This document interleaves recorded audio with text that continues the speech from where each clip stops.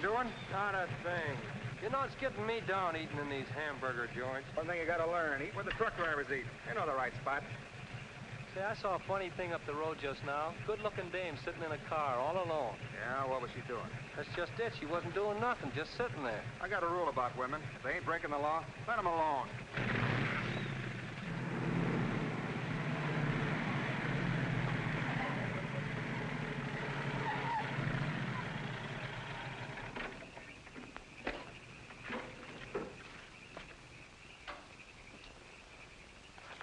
I didn't mean to disturb you, miss.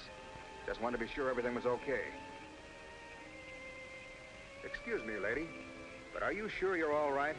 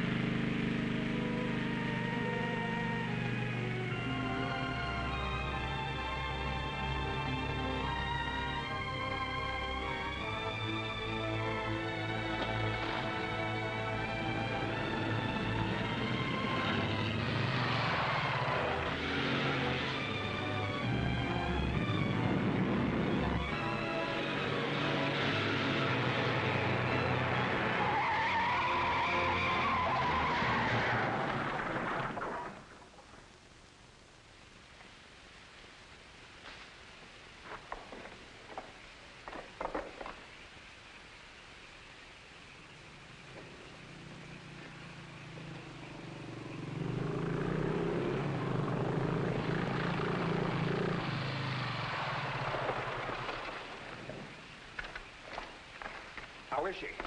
Luckier than she deserves. I just checked on her up the road. She was acting kind of strange then. I better call that ambulance. I doubt if it's serious, and I'm as good a doctor as you'll find at this time of night. Let's take her inside.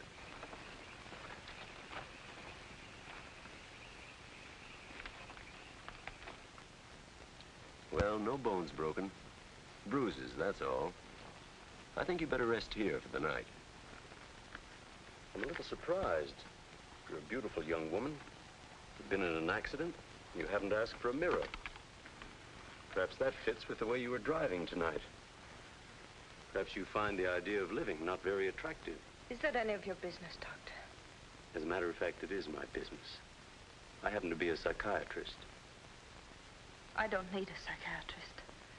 You won't mind if I disagree with you. Here's a beautiful young woman, apparently well-to-do, apparently in good physical condition, who just doesn't care what happens to her. This is interesting. Not altogether unusual, but interesting. Of course, there are the obvious deductions.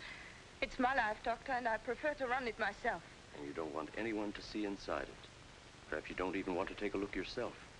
Many women haven't the courage to face themselves, so they look for escape in one excitement after another. Half my patients are like that. But I'm not one of your patients. If you tell me how much I owe you, I'll be going back to town now. Very well. I'll drive you to the station.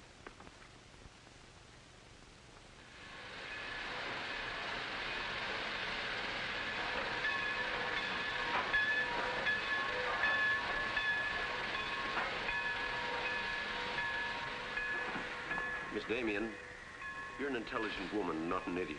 Will you promise me one thing? When you get ready to throw yourself off Brooklyn Bridge, will you come and see me first?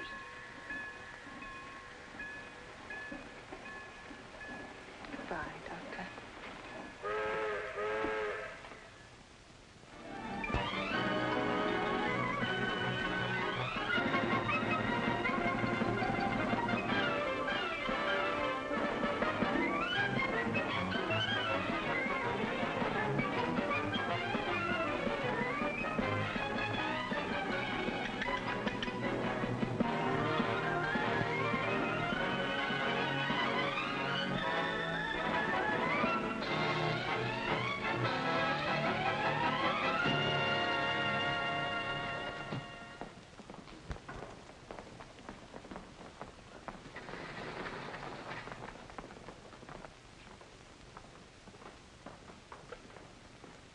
Just what is our trouble?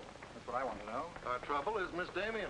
Miss Damien again. She's as pretty as a picture and as stubborn as a mule. But this time, there's a lot more involved than just her hand.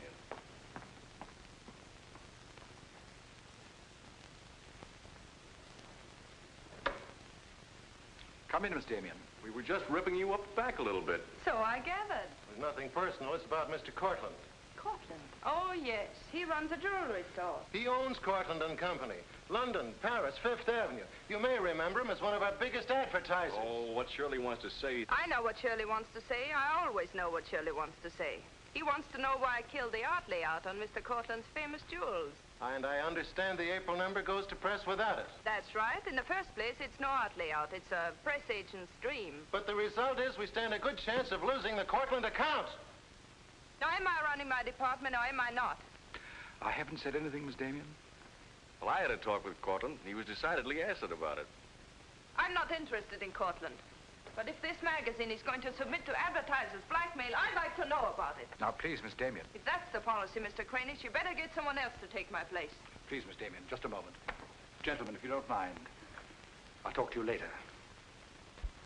I thought I should bring this to your attention. You can't blame us for trying. No, of course not. No harm done, gentlemen.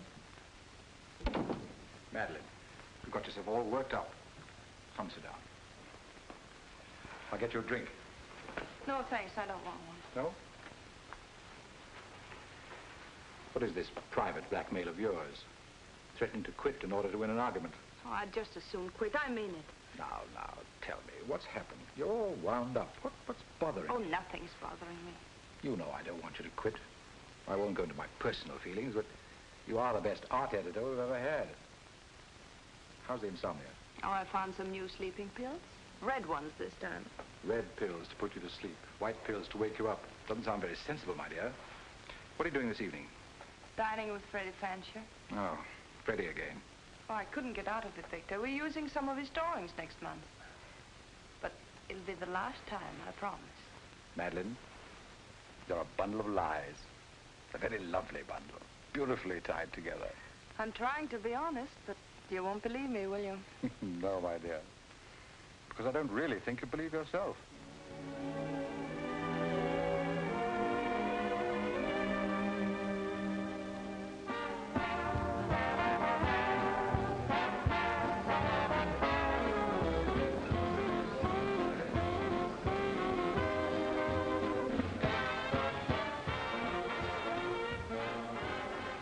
Why do you have to go back to that bore, Freddie Fancher? You haven't even given me a chance to make love to you. You've been doing all right.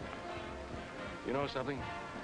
It's awfully hard making love to a woman who makes more money than I do. It'd be much easier if you made love to me. Would it? Oh. You're trying to give me the brush off, are you? Well, finally, we understand each other. Well, there you are, Freddie. There's your girl and no bones broken. I'll see you at the office, Madeline. I'd join you if somebody asked me. Nobody's asking. Fair enough. Why do you have to dance with that pollywog? Look, I've told you not to drink. I always drink, particularly when I'm with you. Oh, am I that hard to take sober? You're a voluptuous pain in the neck. I'm going home. You're not going to walk out on me. Come on, be yourself. I've told you I'm going to leave early. But you can't leave me just sitting here in the snow. I'm mad about you. In my own foul way. Good night, Freddie.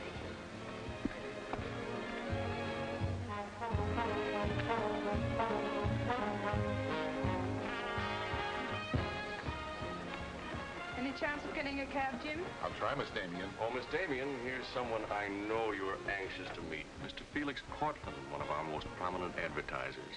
How do you do, Miss Damien? How do you do? Mr. Garrett is the soul of tact, don't you think? He's just been telling me all about you. Oh, I hope he wasn't that blunt. Oh, you needn't worry. I always form my own conclusions. Can I give you a lift anywhere? My car's just outside. No, thank you. They're getting me a cab. Oh, I'm very sorry.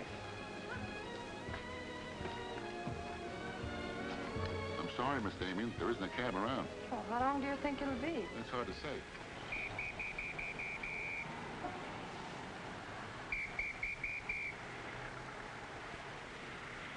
Are you sure you don't want a lift? Well, there doesn't seem to be any alternative. Good night, Mr. Garrett. Good night, Mr. Cortland.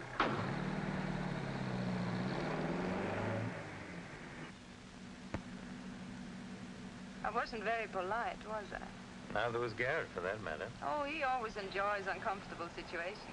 You still feel uncomfortable? No. Frankly, I don't. Good, nor do I. You know, you're not at all what I imagined. No? No. The big international jeweler. I happen to inherit a business that runs itself very nicely. As a matter of fact, you don't look like an art editor. More like a work of art. That layout on your jewels is still a wretched piece of copy. I can only admire your good taste. And I'm still not going to... I wouldn't try and persuade you for the world. Mr. Cortland, I think you're a very dangerous man. I only wish it were so. The truth is, I'm a very ordinary one.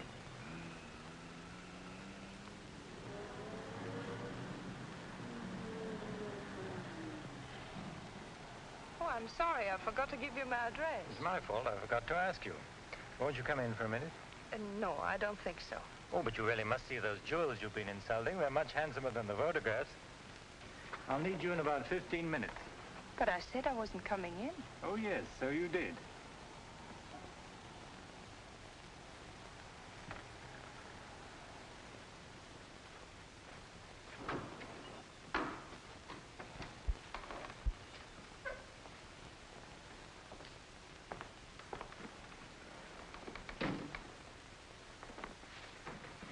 Let me take your wrap.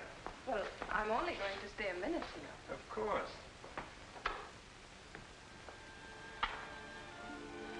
What a wonderful room. I've had this place a long time. In fact, I'm pretty disgustingly rich. Don't you find that rather pleasant? Oh, it's not so hard to take once you get the hang of it. I think I know all the troubles that come with money. And all the pleasures. Well, have you got me all figured out? Only what I see here.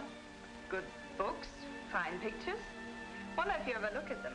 Oh, but I do. I'm a lonely bachelor, and I spend hours here all by myself poring over old manuscripts. You don't expect me to believe that, do you? Didn't my father paint that?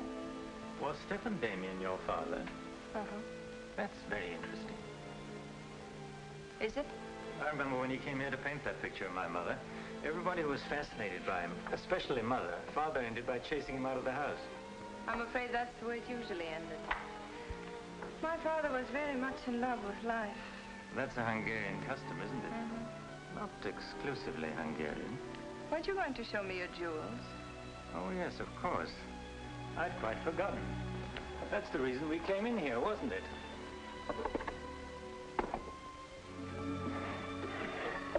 You ought to feel very flattered, Miss Damien. This safe is one of my darkest secrets. You really want to see those jewels?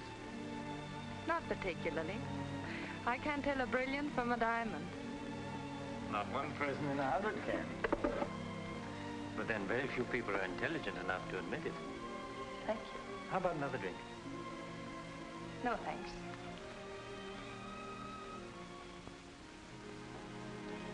You know, you need relaxing. Lots of relaxing. I can hear your nerves snapping like rubber bands. I'm not nervous at all, see? You're a very curious mixture. A highly moral voice. That's not me, that's my mind. A man's mind, I'd say. Why not? I do a man's work. And desperate eyes. Eyes full of shadows. Insomnia does that. Does it?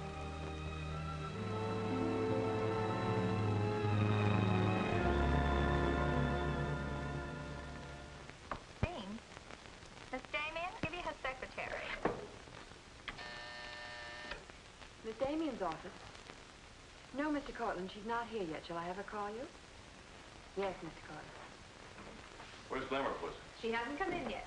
Well, who sent these? Mr. Felix Cortland. Mr. Cortland. It's very interesting. She never misses, does she? Mm-hmm. Jealous. If I'd given it any thought, I could have predicted it. Gladys, I won my bet. She's got a new boyfriend. I guess those dames gotta have no excitement all the time. Yeah, here today, gone tomorrow. Personally, I don't see what she sees it at all. Is that any concern of yours? No, Miss Damien. I didn't hire you to gossip about my private life. No, Miss Damien. Go get your money. You're through.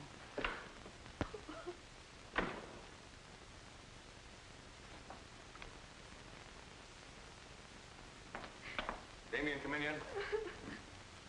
What's the matter, sweetheart? Miss Damien fired me. Fired you? What for? He heard me talking about Mr. Cortland. Cortland, eh? Don't you worry, baby. I'll fix that. I understand you fired June. That's right. What's the idea? I don't like people to gossip about me. You don't, eh? No, I don't. Well, it's pretty late to be thinking about a thing like that, and it's a rotten trick to take it out on your secretary. Get out of here. You don't think your life is a secret, do you? Boys were betting 8-5 this morning that the Cortland layout would be in the next issue.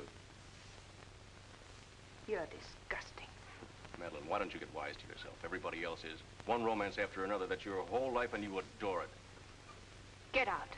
You try to dress it up with pretty words, but you don't fool anybody. They know what you are, and you'll never change. Get out! You don't care because it's too much fun.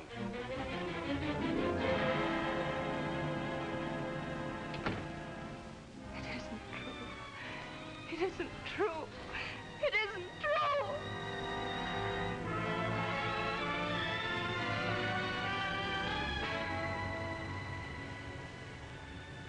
I'm a little surprised. Here's a beautiful woman who just doesn't care what happens to her.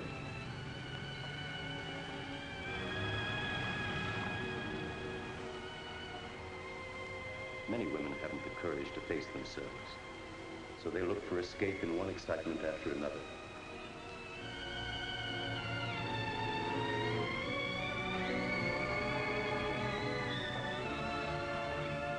Perhaps you find the idea of living not very attractive. Lady, if you want to kill yourself, why don't you try the bridge?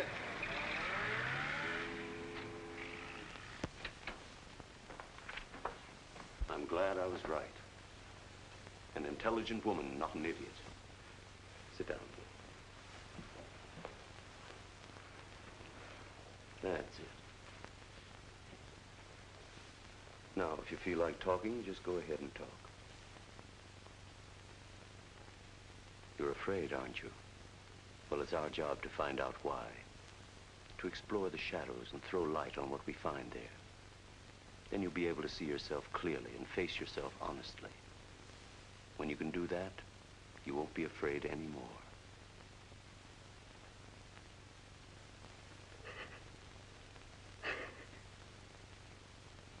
I was living with my father. Mother had left him before we came to America.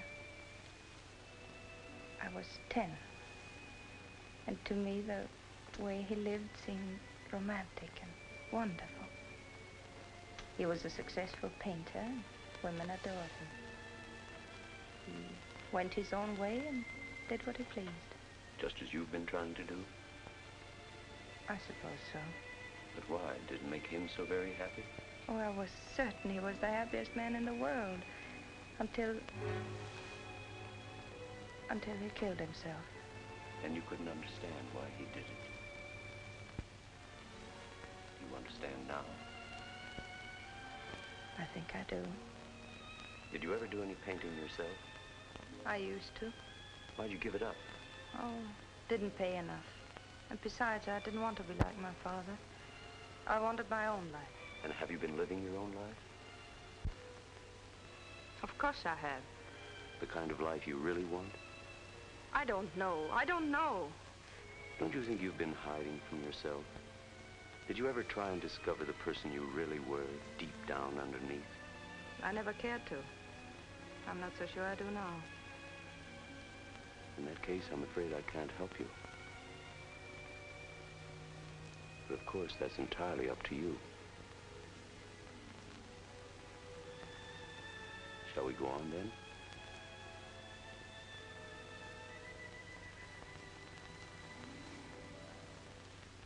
I was doing what I wanted to do. Paying my own way and making my own rules. Nobody was hurt. Nobody but yourself. And it didn't really make you happy, did it? Wasn't that because down underneath you knew there was something missing? Something important? I suppose so. That would worry you, wouldn't it? And then you would drug yourself with the excitement of more excitement. Oh, I know the pattern, Miss Damien. You're suffering from a disease of the times. A neurotic malady as commonplace as chronic alcoholism. Suppose for a moment that you were an alcoholic. They're much the same, you know. Unsure of themselves underneath. and seeking reassurance from new excitement. Instead of getting at the cause, the drunkard solves his problem by taking another drink. This, of course, is no solution. And eventually, we find him sprawled hopelessly at a bar, without the strength or even the desire to save himself. I can't go on with this. You're not helping me. You're insulting me. You've been insulting yourself, Miss Damien. Insulting your body and insulting your soul. Your life hasn't been gay and glamorous at all. It's just been muddled and senseless. You know that now. And if you really want to change it, you can start right away. Now it's up to you.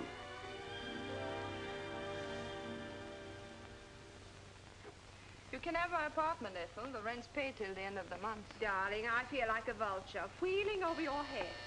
I'm not in, whoever it is. Miss Damien's office. No, she still hasn't come in, Mr. Cortland. Well, I don't know exactly. Later in the day, Did he hang up? Yes, good. Let me call him back, darling. You may be sorry later. Everything in this pile returned without comment. This I would ask to see more of their work, and these you may be able to use. But you haven't given me your new address.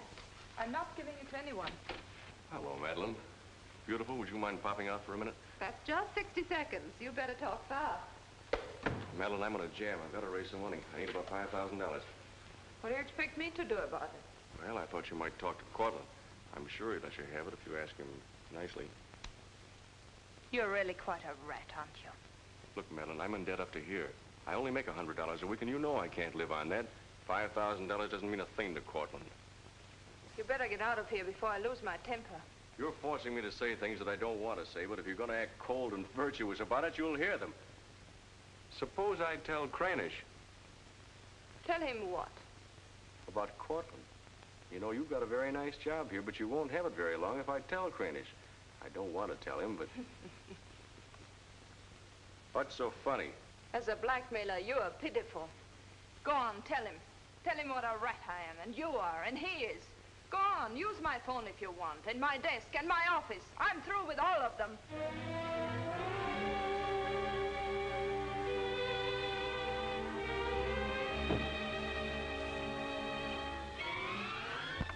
Boulevard magazine. No, Miss Damien hasn't been back. Just a moment, please. I'm sorry, she doesn't work here anymore. You might try at her home. Waldorf Apartments. Waldorf Apartments? Miss Damien? Oh, no, she gave up her apartment. Why don't you try the post office? Dahlgren? Dalton? Dalton? Damien. Here, Richard Caleb, 137 West 50th Street.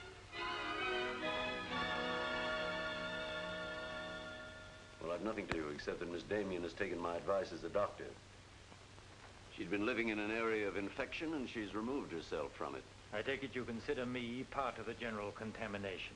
Now, you've come here for information, not diagnosis. I usually charge a fee for insulting people. I'm willing to pay for data of any kind. Yes, I gathered that. But I have nothing for sale. I suppose you're being very ethical, but I'd like to talk to Madeline. In your presence, if you wish. Miss Damien is living under a different name in a different world. She told me to tell you, if you inquired, that she was busy growing a new soul. Now, would you please keep off the grass? Goodbye, Mr. Cortland. Bye, Doctor. Doesn't it ever worry you, playing the almighty in this fashion? Not particularly. I'm used to it.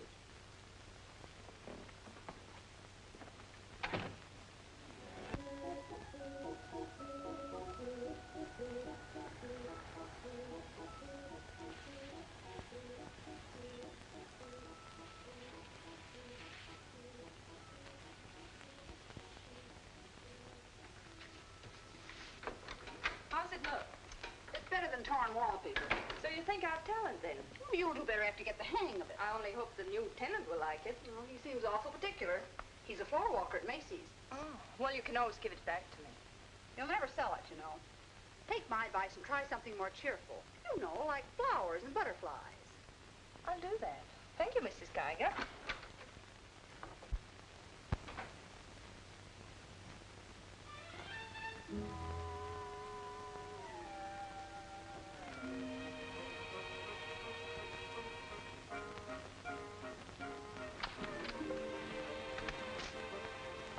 thanks. You saved my life. Is this yours? Yes. Mrs. Geiger would scalp me if she knew I kept mice in my room. Well, why do you keep mice in your room? Oh, pathologist, part of my homework. I really shouldn't bring these fellas out of the lab, but, well, I got kind of attached to this one. No, thanks again. Hey, women are supposed to scream. Aren't you afraid of mice? Well, no, but next time I'll scream.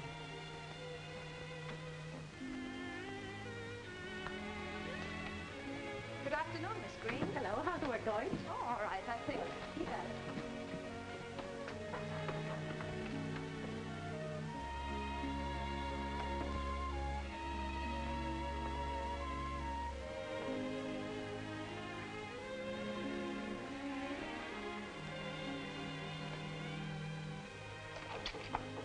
Come in.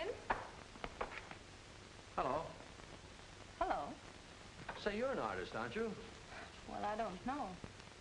Oh, Mrs. Geiger said yesterday that you were. She's an authority if I ever saw one. I was wondering, could you do a job for me? Want your portrait painted? Me? Oh, no. No, nothing like that. I'm doing some research, and it has to be illustrated. Oh, what do you want me to draw? Nothing fancy, just blood cells and things. Sounds fascinating. Oh, it is, really. You see, it's a lot like... Oh, no, you'd be surprised. It really is fascinating once you get in it. Of course, I'm on a fellowship, and I couldn't pay you very much. Matter of fact, I couldn't pay anything till the first of the month. That'll be all right. Oh, fine. Swell. It's all settled then. I'll see you at my place about 6 o'clock.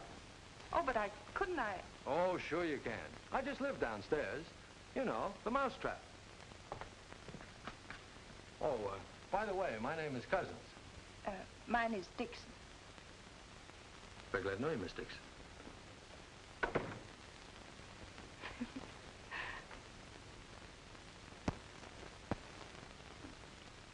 Just what am I drawing? Am I allowed to find out?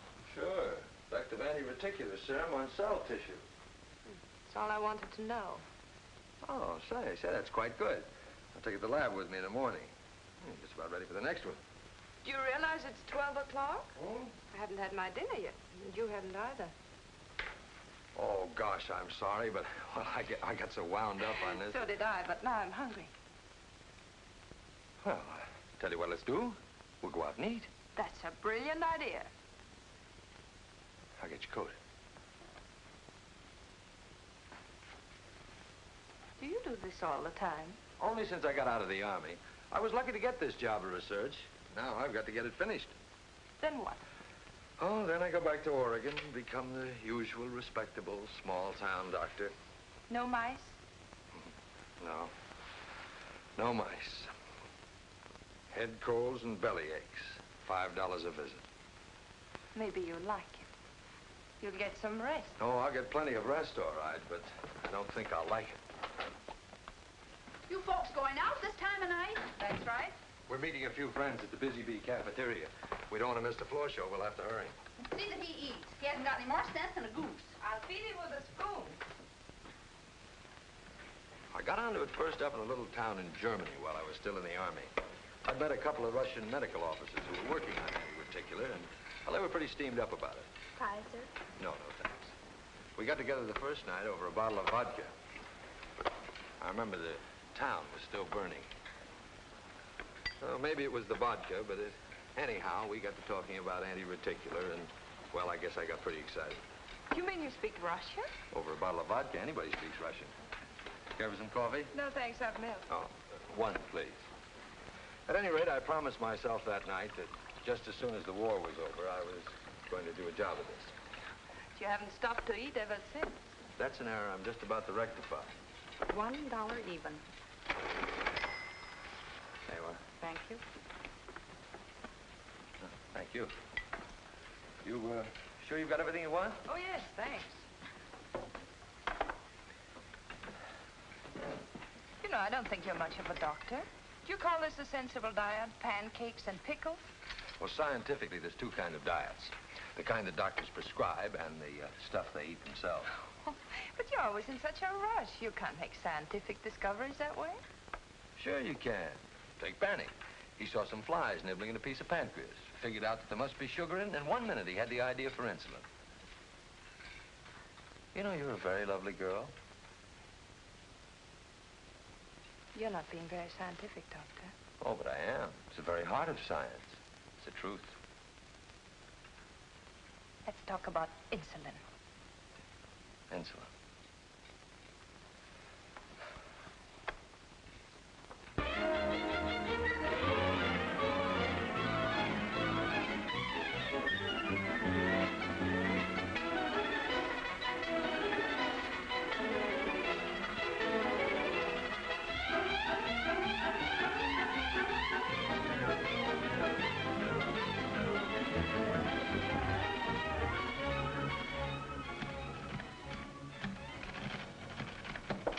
Come in. Hello. Hello. Say, did you buy these new manuscript covers? Yes, are they all right? Oh, sure, they're fine. How much they cost? Well, nothing at all. Something like 20 cents. Oh, nothing at all, huh? You know you can buy a pair of good mice for 20 cents? David, I have some wonderful news. I just sold a picture. No fooling. Who bought it? The floor walker downstairs. He said it's almost as good as a photograph. Well, the man has great taste. Oh, I think it's wonderful. I'm proud of you. And I'm a little proud of myself, too. David Cousins on anti-reticular. Oh, David, it looks fine. It's important, isn't it? I mean, not just to you, but really important. Well, it won't cure all the ills of man or beast, but yes. Yes, I think it may be important. And I also think that I better hand it in before I start changing it again. Like to come along? Oh, could I? Well, sure, why not? I think you've been drawing blood cells long enough. It's time now for you to meet one of them face to face.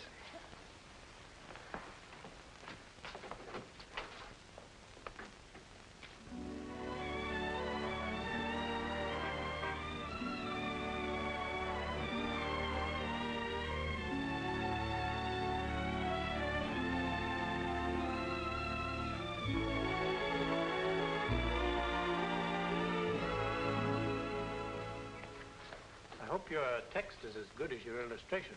I hope so, too, sir.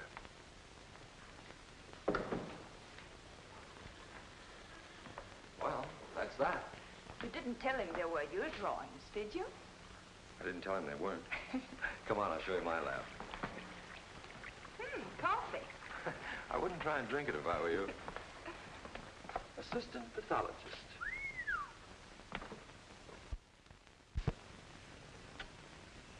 Well, this is me. How do you like it? Oh, I think it's wonderful. But how do you find anything in this place? Been here for 6 months and I haven't lost anything yet. Doesn't matter anyway. The boss okays my research, I'll be out of here in a week. Back to Oregon? Yes, back to Oregon. All that way just to make a living. Is it as bad as all that? Oh, what's the use in kidding, Madeline? I'm so much in love with you, I can't see straight. I haven't done any work in here for days. I just sit around waiting until I can see you. I know. Because that's just what I do. Wait to see you. Darling. Oh, darling, I never felt like this about anyone before. Tell me, when did you first know? Oh, when I first saw you, I think. Yeah, me too. I'll never forget you standing in that hall with a mouse in your hand. Only I didn't know then what was happening. I thought I had the flu. Will you marry me? Oh, David. Well, will you? We don't know each other. I mean, you don't know me. Oh, but I do. Of course I know you. Now, what do you want to know about me? David Cousins, M.D., University of Oregon, Captain Medical Corps Reserve, young, healthy, and very much in love. Will you marry me? Oh, please don't ask me now. Well, I've got to ask you now. I want to marry you now. Please give me time, David. I'm all mixed up. I'd like to go home now. All right.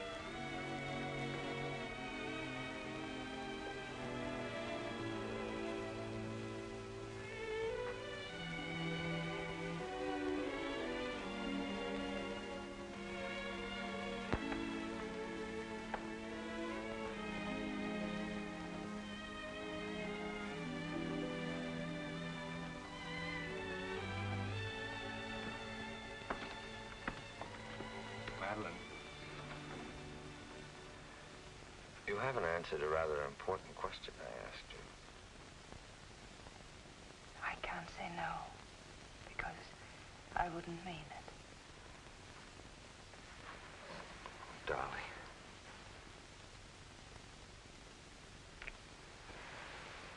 David, I do love you.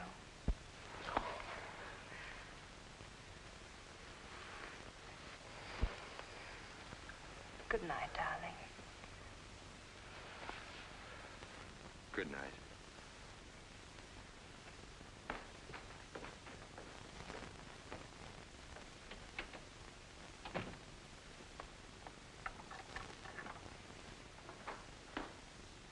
Hadn't you better close the door?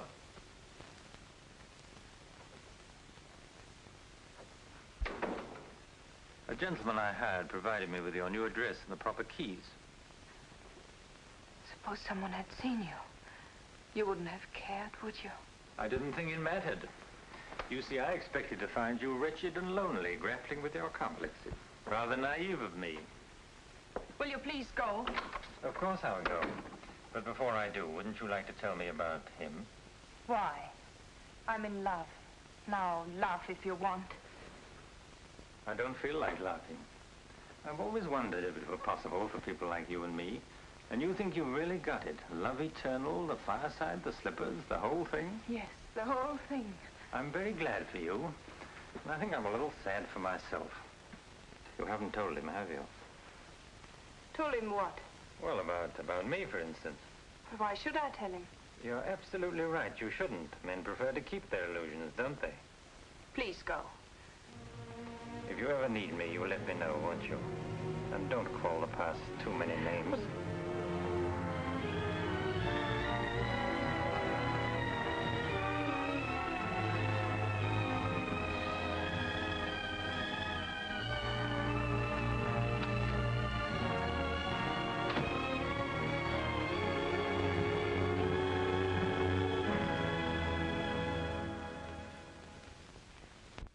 What you say. I'm going to marry him just as soon as it can be arranged. You want to run away from your problem? I'm not running away.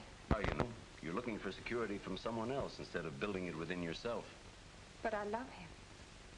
I can't talk to you if you don't believe me. Falling in love doesn't cure everything overnight. What do you mean? Let's be honest. There's a side of you that hasn't fully changed. Isn't that true? That is true, isn't it?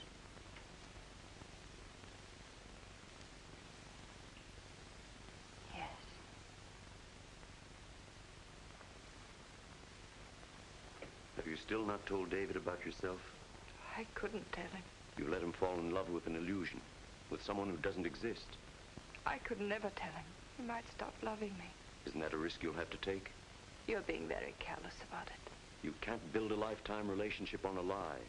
If you're really in love, you'll tell him. With the others, it was different.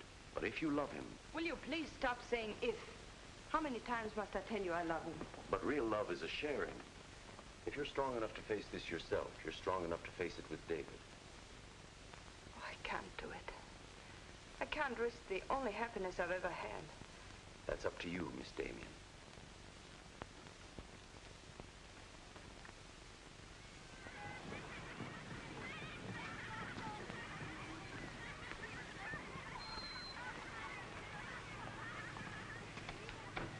Hi. Hello, darling. You're home early, aren't you? Well, I didn't get fired, if that's what you mean. Dr. Lutz read my paper. Really? What did he say? Well, he liked it. Oh, David, that's wonderful. The only trouble is he thinks it's so important he wants me to go to Chicago and read it before the convention. Oh, David, no. Well, that's not my idea. I don't want to go. Well, when will you have to leave? Tonight. Got to catch the 8 o'clock plane. And when will you come back? Oh, I don't know. A few days. But I tell you what. As soon as I get back, let's get married. You can get a license in 3 days, and it only takes 15 minutes to get married. You still want to marry me, don't you? Oh, more than anything in the world.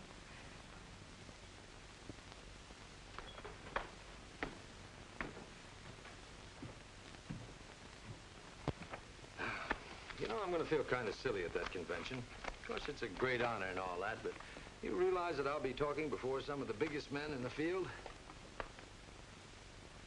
What's the matter, darling? Nothing. I was just thinking how I'd feel if you didn't love me. Oh, don't be silly. Not a chance. David, could you ever stop loving me? Oh, that's really a gruesome thought. Of course not. Even if there was a reason? The world is bothering you. Nothing. I just wanted to be sure. Sure about what? That you loved me and not an illusion you built up about me. Scientists can't believe in illusions. I believe in you. You're the best thing that's ever happened to me. 4 shirts. I wonder if that'll be enough. Come to think of it, it'll have to be. That's all I've got. Socks? Well, that just about does it. Madeline, was there something special on your mind? Something that you wanted to tell me? Just that I love you, that's all.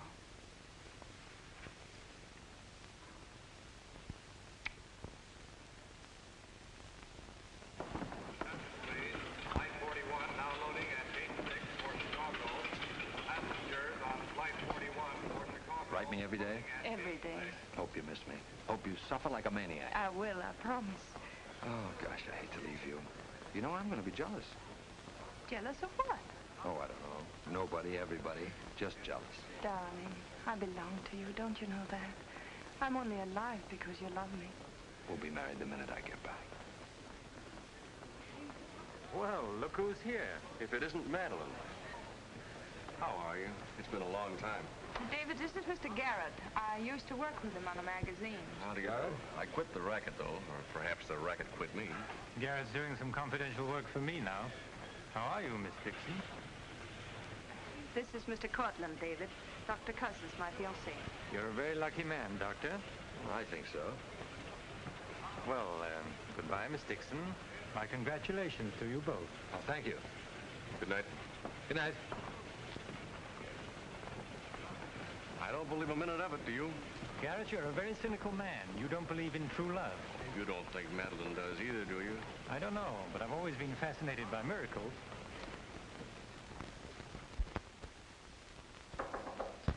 Come in.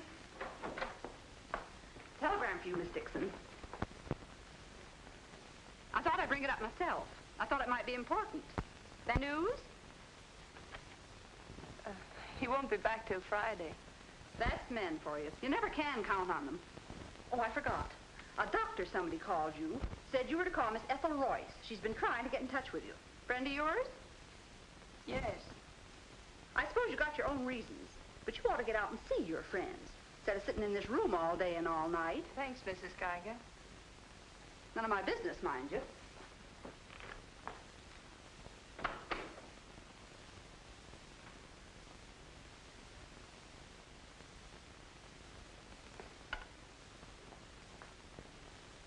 Ethel, this is Madeline. Madeline. Darling, but this is really a voice from the dead. I pestered that doctor of yours for hours. I just have to talk to you. Well, what about? Well, you remember that art supplement, the one you started? Well, I do need your help, dear. I'm in an awful mess. Sorry, dear. I'll never come into that office again as long as I live. Oh, but I wouldn't ask you to do that. Just meet me somewhere. It'll only take an hour, I promise. Well, if it's just the two of us. All right. I'll be there at 5. Oh, so relieved. We were really desperate. Wonderful. I'm just dying to see you. Bye, dear. She'll do it. Good. Wonderful thing, professional pride. It never dies. How'd you sound? Awful. What do you expect? Too bad. Victor, I don't want you to be there. Wouldn't think of spoiling your reunion, my dear. I don't trust Madeline, doctor or no doctor. Nor you either, my sweet.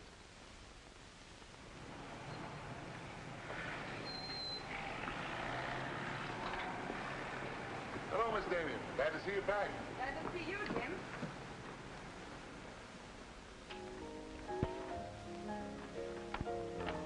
Hello, Luigi. Is Miss Royce here? She just came in, Miss Damien. We missed you, Miss Damien. Have you been away? No, but it's nice to be back just the same. Hello, Ethel. Darling, you look wonderful. A little pale, but so interesting. You know, I can't stay very long. Oh, I understand, dear. We'll get right to work. The usual, Miss Damien? Well, I don't know, Carl. You'd better. Wait till you see the mess I'm in with the supplements. All right, Carl. Darling, I'm just dying to hear what you've been up to. You must tell me everything. but there's nothing to tell. Come on, let's go to work.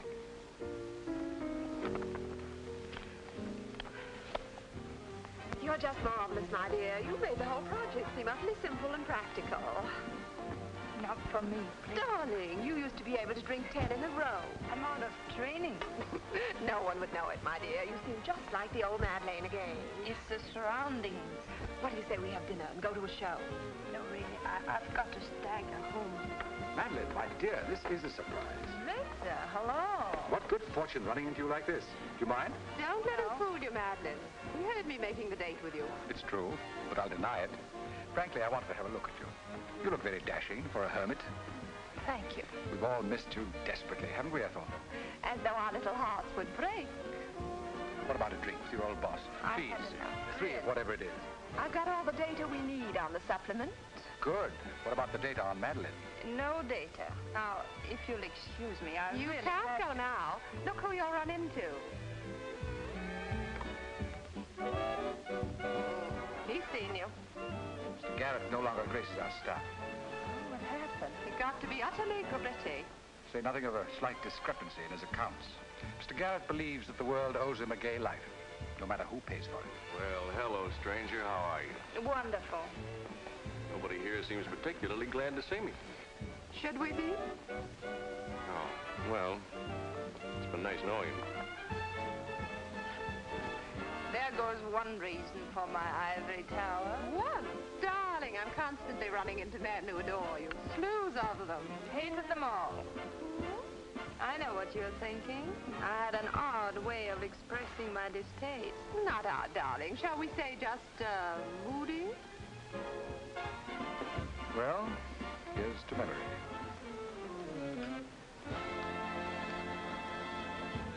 May I speak to Mr. Cortland, please? Just a moment, sir.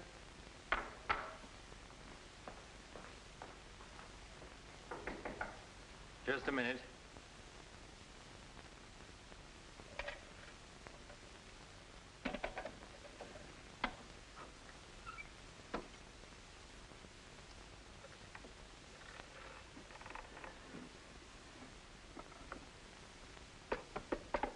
Come in. Mr. Garrett on the phone, sir. All right. Hello, Garrett. I have some interesting news. Do you know who's here? Madeline. How considerate of you to call. By the way, I've just been through the stones in my safe, and one's missing. The stone's not terribly important, but you're the only person who knows about my safe, and the fact is you did have my keys for quite a while yesterday. What are you getting at? Only that I don't like thieves. But you're being ridiculous. Let me come over and talk about it. There's nothing to talk about. I'm taking it up with the police. But, Cortland, you can't do that.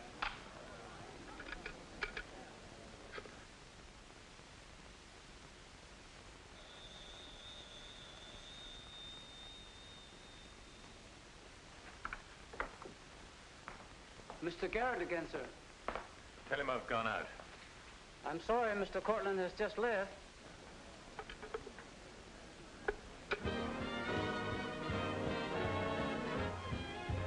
Are you all right, darling? Of course I am. You're not going to disappear again. Oh, yes. Back to my treetop. It's raining. Let me drive you home. Oh, no. Ethel wouldn't approve. Good luck, my dear, in your treetop. Bye, darling. Well? Let's face it, she's a changed woman. She'll never change, darling. She's just got herself a new set of words, that's all.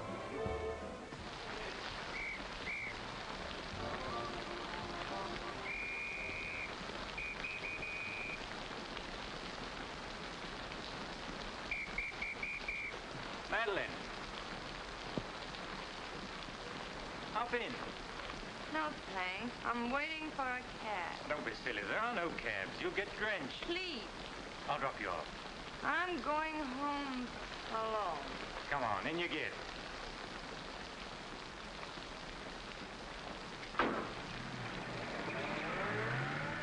I hope you didn't get too wet. Your concern is touching. Quite a coincidence finding you in the rain. Is it? I can't lie to you, especially when there's no point to it. I was informed you were playing hooky. You're detestable.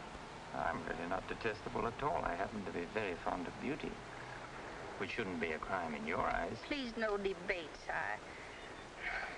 I'm a little dizzy.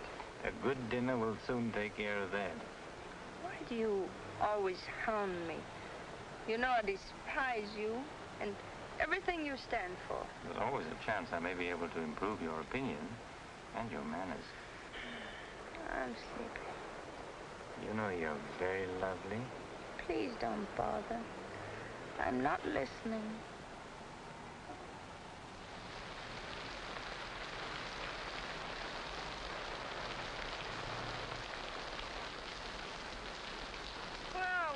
Don't you remember you visited here once upon a time? You're foul. You said you were taking me home. You forgot to mention the subject. A significant omission, as your friend Freud would say. Come on, I'm getting soaked. That launch you. I'm going home. Right after dinner. Think how wonderful you'll feel when you slap my face.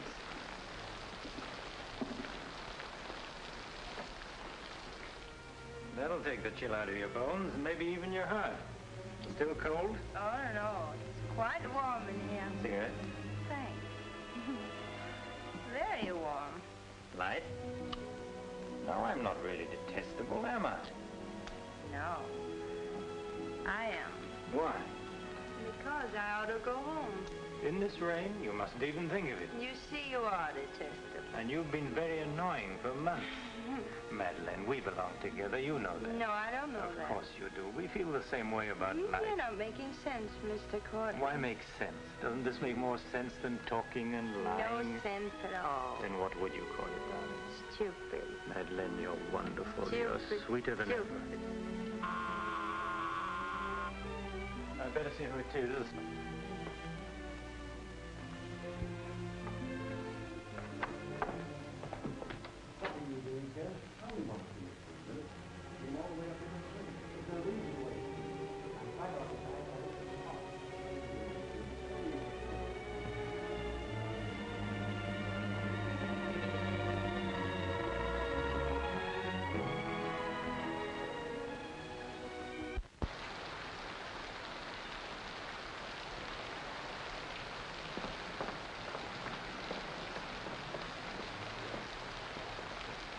But I tell you, I'm going to raise the money. I'll pay you, honestly. I don't like dealing with thieves. That's a job for the police. You swear out a warrant, you'll never get a dime. Look, I didn't sell it. I just had to have some money temporarily. Here's the pawn ticket. I'm not interested in pawn tickets. Good night, But, Cortland, you've got to give me a chance. I said good night.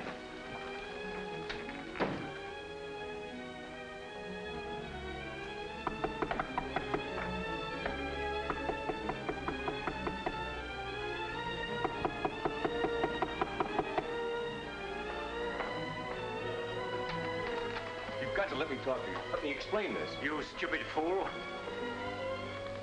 You'll have the stone back. I'll get it to you. I promise I will. All I need is a little more time, just a couple of weeks. What are you doing? Phoning the police. You can't do that. I'm not going to let you ruin me.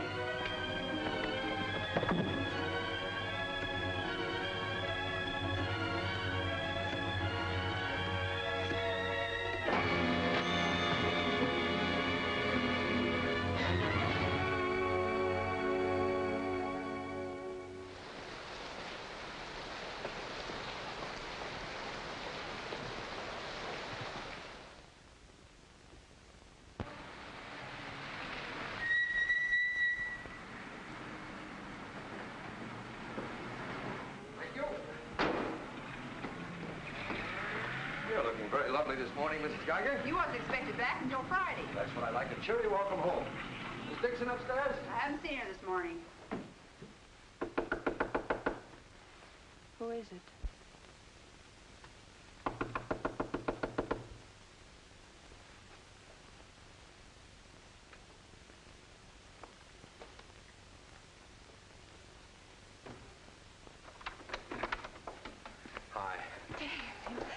Darling. Oh, I couldn't wait till Friday. I just said my little piece and ran out on them. Oh, I needed you so badly. I feel lost without you. Don't ever leave me again. Oh, that you can depend on. Say, I've got big news. I'm a success. Oh, tell me all about it. I wonder what's the matter with you. You don't look very good. Come on, I think you better get back in bed. Now then, first, I don't have to go back to Bellyaches in Oregon. You're not marrying a small-town country doctor, young lady. You're marrying a promising young research scientist. At least that's what Dr. Broder says, and he ought to know. He's got a long white beard. Oh, darling, I'm so proud of you. I think I'll take your temperature. Gee, I wish you could have been there. When I finished reading my paper, they all got together and offered me my own laboratory in California. I still can't believe it. There it is, right in the paper. You'll find it on the bottom of page 10.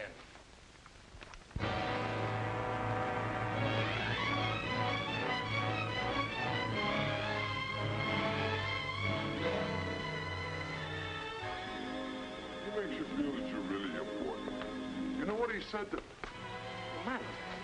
Madeline, what's the matter? David.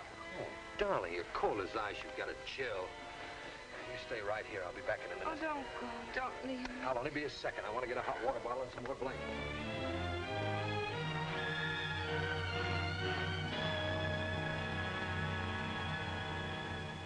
Miss Madeline Dixon at home? I don't know. Friends of hers? We're from police headquarters. Where's the room? Upstairs. What do you want to see Miss Dixon about? We'll tell her. Well, perhaps you'd better tell me first. Miss Dixon isn't well. Who are you? He's a doctor. He lives here. If it isn't important, I suggest you come back tomorrow. It's important. Could you get some extra blankets and a hot water bottle, please? You a friend of Miss Dixon's? Yes, why? Just asking. Well, what is it, an accident or something? I wouldn't call it an accident. We should cut out this mystery and tell me what it's all about. Okay, Doc, take it easy. Madeline, these men are from the police. They want to We'll take over from here, Doc. I'm Sergeant Batelli. This is Sergeant Beitler.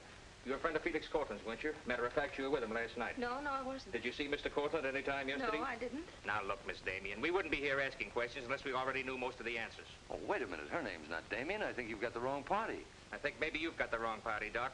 Her name happens to be Damien. This happens to be a case of murder. Take a look at that newspaper. I want to know what's going on in here. This is my house, and I've got to know. Sorry, madam. We'll talk to you later. As long as I've been here, there's never been police Take in her this and see house. what you can find out. lady. Come along. Now, Miss Damien, tell us what happened last night. What time did you leave Cortland's house? Oh, Dave. You and this guy, Cortland, were pretty sweet on each other, isn't that right? Oh, but it isn't. It isn't true. Now, according to the chauffeur, you got to Cortland's house at 6:45. What time did you leave? Oh, but I didn't go into the house. I met him by accident. David, don't look at me like that. How long have you known Miss Damien, Doc? Not very long, only a few months. Know that she was mixed up with this guy, Cortland? Oh, but it's a lie. David, it's a lie. Okay, so you didn't go into the house with Cortland? No, I didn't. He wanted me to come to the house, but I wouldn't do it. Oh, I didn't go into the house. I didn't, I tell you. Who you telling, me or the doc here? Did you get anything? She came in about 9. In a cab? No, she was walking in the rain. Landlady said she looked kind of wild-eyed. What about Cortland? He was here all right. He visited her a couple of weeks ago. Get the date? Yeah, April 10th around midnight. Anything else? The landlady thought that Cortland had a key to this place. She was kind of vague as to how he got it. I didn't give him a key. David, you can't believe that. I've got his key ring here. This one fits. He had a key, all right. But I didn't give it to him. Where are you going? Oh, David, don't leave me. I didn't kill him, I swear. I didn't kill him. Who cares whether you killed him or not?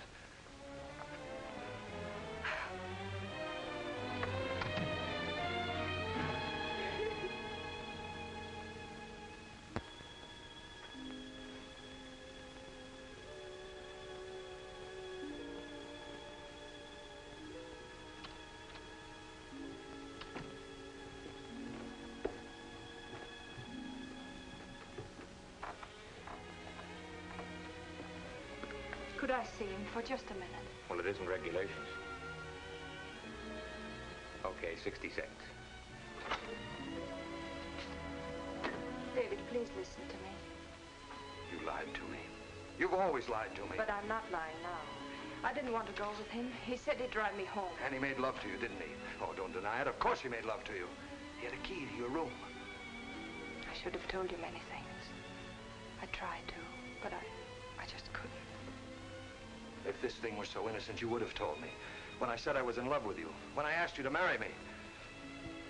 I was afraid, David. I was afraid you wouldn't understand. You bet I wouldn't. Before I met you, I was horrible. But you changed all that. You made me sane and happy. Why keep on lying? You tried that upstairs and it didn't work. Look, I was in love with you. All right, I made a mistake. I thought you were something wonderful and you turned out to be something else. So let's just forget about it. The only thing that you can do for me is let me alone. I love you, David. I'll always love you.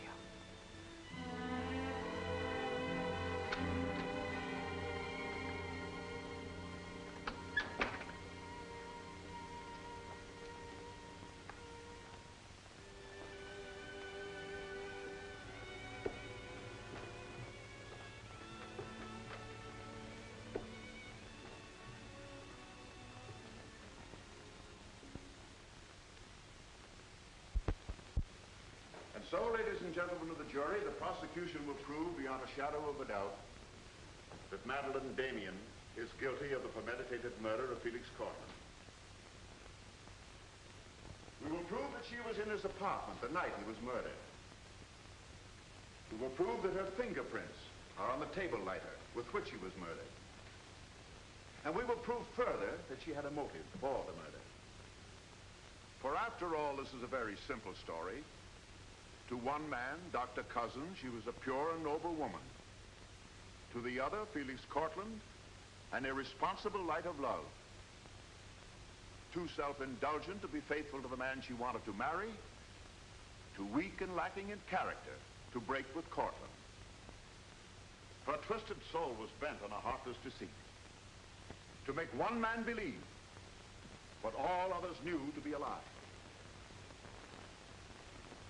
And when Cortland threatened to expose her, she went to his apartment to plead with him in the only way she knew. She embraced him.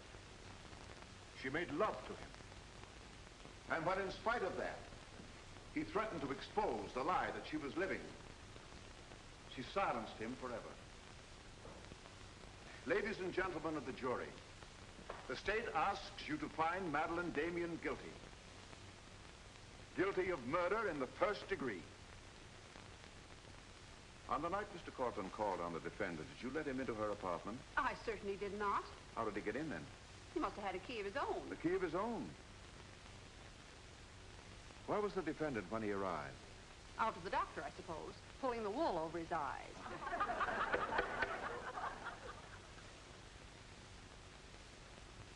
Thank you, Mrs. Geiger. Your witness, Mr. Mitchell. You've got to let me cross-examine her. No questions. Miss Damien, I can't defend you properly if you won't let me. We've got to put up a fight. Fight? What for? And now, Mr. Garrett, just what was the nature of the work you did for Mr. Cortland? Well, most of it was personal. Confidential secretary, I suppose you'd call it. And in that capacity, you were in a position to learn a great deal about his private life? Yes, of course. Did Mr. Cortland know that Miss Damien was lying to Dr. Cousins and concealing her true character from him? I'd rather not answer that question, Mr. O'Brien. You see, both Miss Damien and Mr. Cortland were friends of mine. Yes, I understand. Well, let's get back to the meeting at the airport. What was the attitude of the defendant when Cortland saw Dr. Cousins? She was embarrassed, naturally. Yeah. She was embarrassed, naturally. Thank you. Your witness, Mr. Mitchell. I've got to cross-examine. If I don't, we haven't a chance. Don't ask him anything. No questions. Were you a close friend of the defendant? Yes, I was. Did she confide in you on matters of a personal nature? Yes, she did. If you were asked in this court, do you think you could recall any of those intimacies? I could recall some of them in lurid detail. Your Honor, I object. Objection sustained. Well, let me ask you this, Miss Royce. Would you say in general that men found Miss Damien attractive? Definitely. And would you say that Miss Damien found men attractive to her? I'm afraid I most certainly would. You would? What were the relations between Miss Damien and her former employer, Mr. Cranish? They were, friendly. In your opinion, was there anything more than friendly? I object, Your Honor. The question calls for the conclusion of the witness and is prejudicial. Objection sustained. Dr. Cousins, I'm Dr. Caleb. Miss Damien's a patient of mine. I don't happen to think she's guilty of murder, do you? No, I don't. She may be guilty of other things, but in there she's being tried for murder, and she won't even defend herself. She's got a pretty good lawyer, hasn't she? She needs your help, Doctor. In her own mind, she's not on trial for murder. She's on trial for those other things. And it's not the judge who's trying that case, it's you. I don't want to be rude, Doctor, but I don't think you know what you're talking about. I'm sorry to disagree. You see, I've been treating Miss Damien for some time. I happen to be her psychiatrist. Dr. Caleb. I'm sorry to have bothered you, Doctor.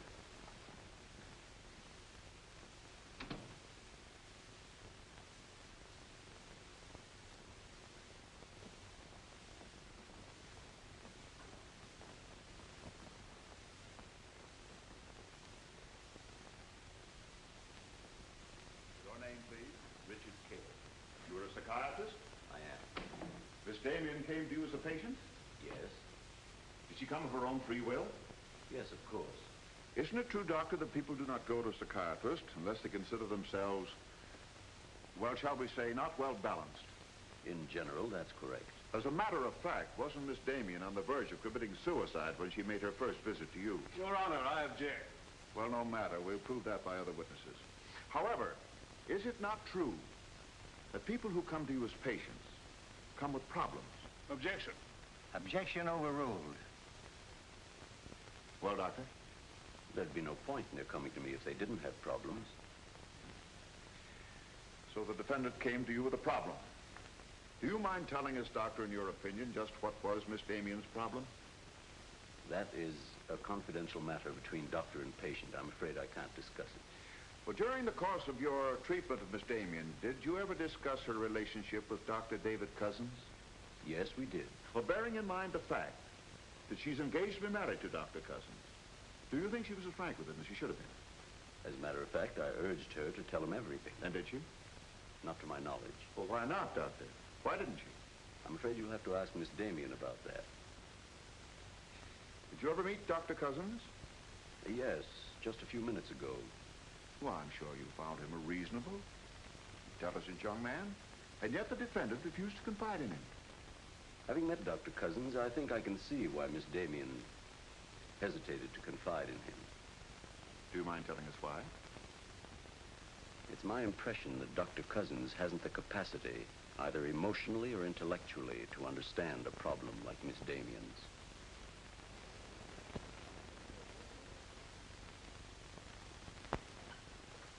How's the trial going, Doctor? Not very well, I'm afraid. There's a Dr. Cousins in your office. Oh? You said you weren't expecting him. As a matter of fact, I was expecting him. Hello, Doctor. Sit down, relax.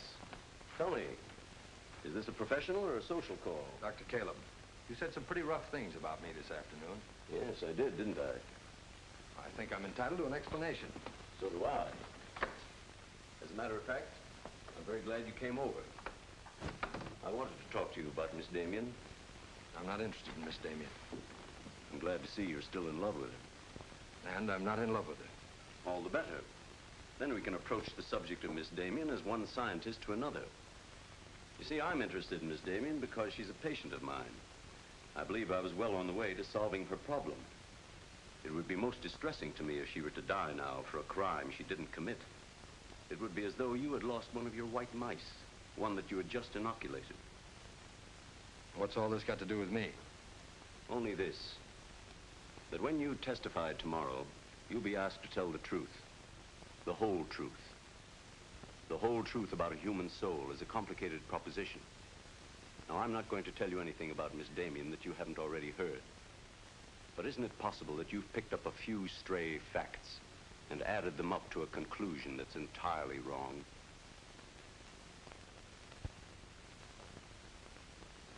Won't you sit down, Doctor?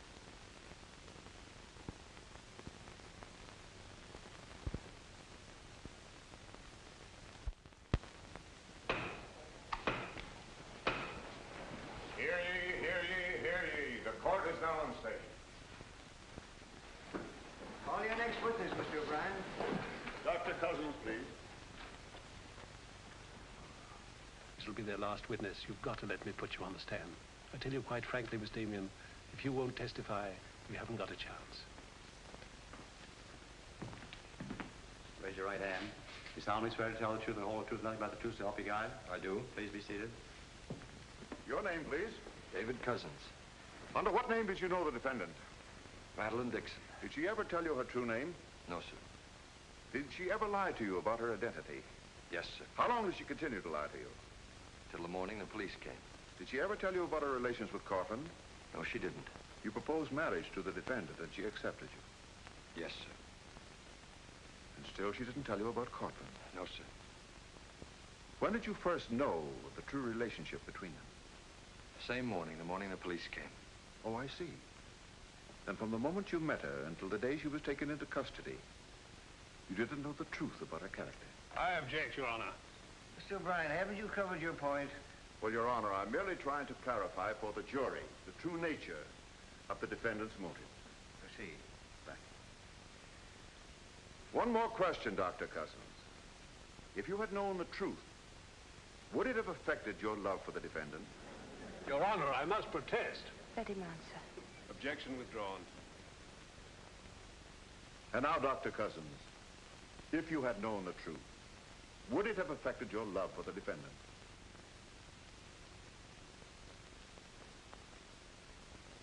I was in love with Miss Damien then, and I'm in love with her now.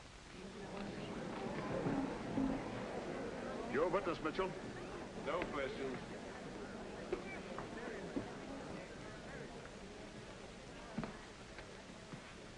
Did you really mean it? Yes, I really meant it. I can't believe it. Now will you let me put you on the stand?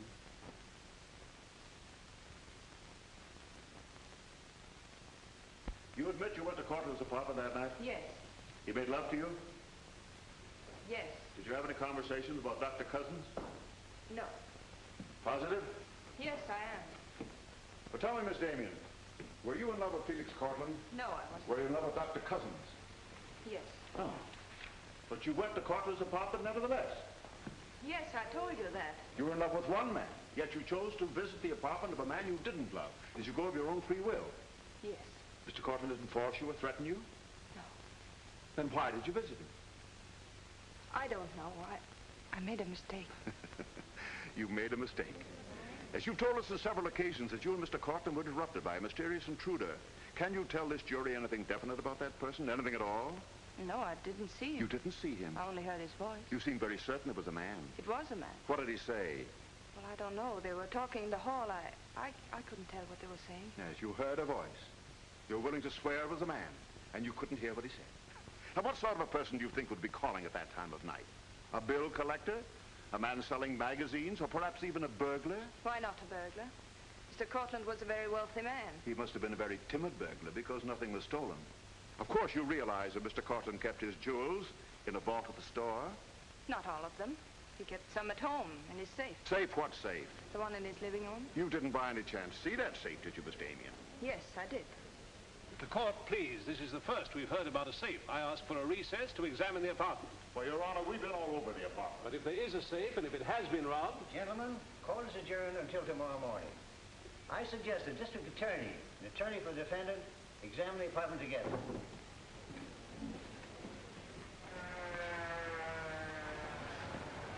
What about this safe, Mr. O'Brien? What safe? How about some papers on the inside, Mr. O'Brien? You boys better wait outside.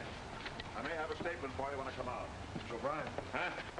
Mind if I tag along? I don't know why you're sure. The fine witness you turned out to be. Couldn't help that, sir. All right, Garrett, where's the safe? Me, Mr. O'Brien? I don't know of any safe in here. I didn't think you did. If you want an unbiased opinion, I don't think there is a safe. Well, here's a learned counsel. Perhaps he knows. Where's the safe, Mitchell? My assistant's checking the location with Miss Damien. He'll be along in a minute. Oh, you're on a dead one. While we're waiting, maybe Mr. Garrett could tell us where the safe is. I've asked him, he doesn't know. I don't understand that, Mr. Garrett. You were very close to Cortland, weren't you? That's right.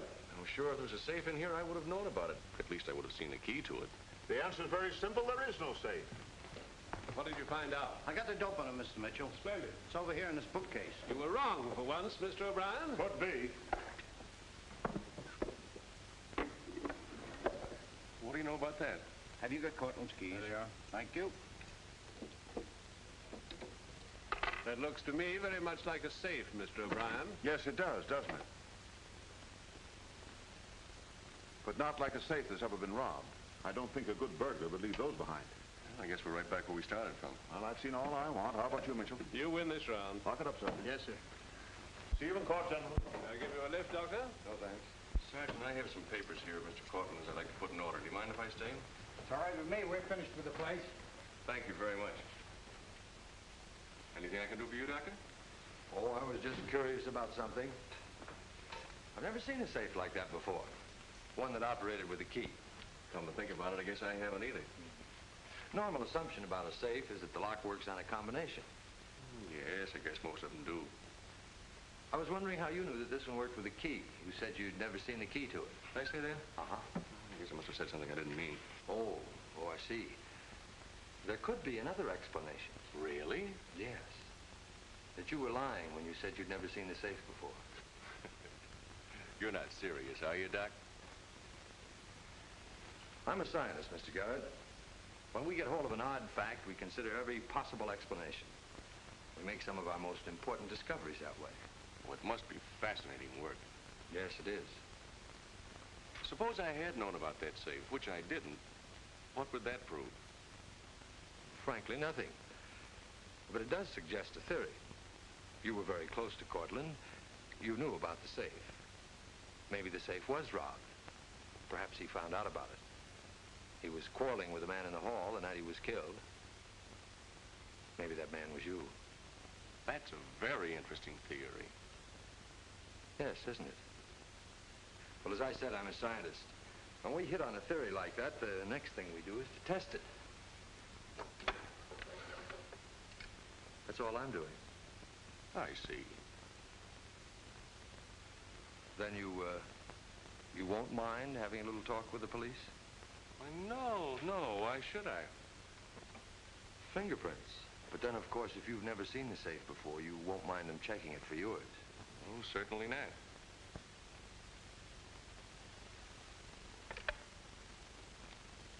The number is Spring 73100.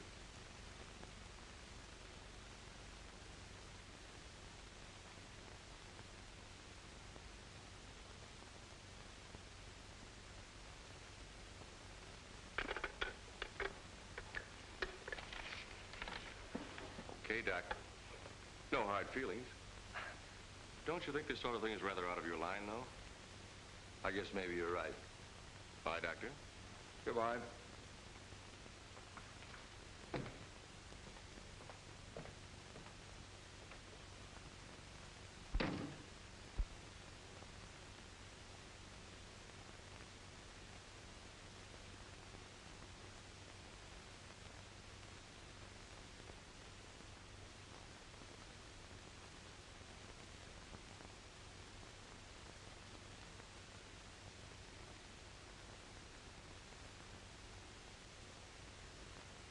Spring 73100, wasn't it, Mr. Garrett?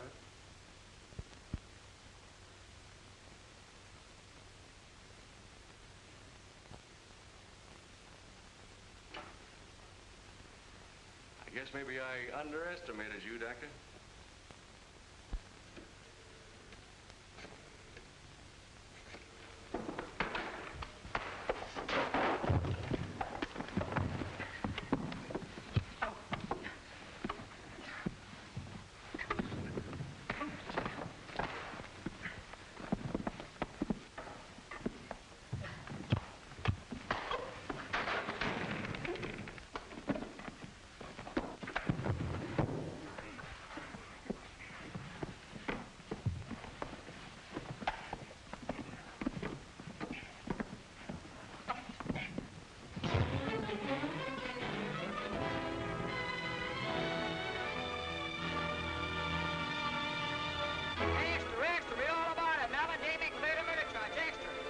From the Associated Press newsroom. Bulletin. Madeline Damien has been exonerated of the murder of Felix Cortland. Full confession by an ex-employee, Jack Garrett, is in the hands of the district attorney. It was a trial marked by many surprises. Notably, the beautiful defendant's startling disclosure of the jewel vault hidden in the apartment of the late diamond importer. So beautiful Madeline Damien goes free, and Broadway is tipping its hat today to the young doctor who engaged the murderer in a battle royal. Miss Geiger, I've been looking for Miss Damien. Have you seen her? She's gone. She asked me to give you this. Gone? Well, where did she go? I couldn't get a word out of her, but I know she left the airport more than an hour ago.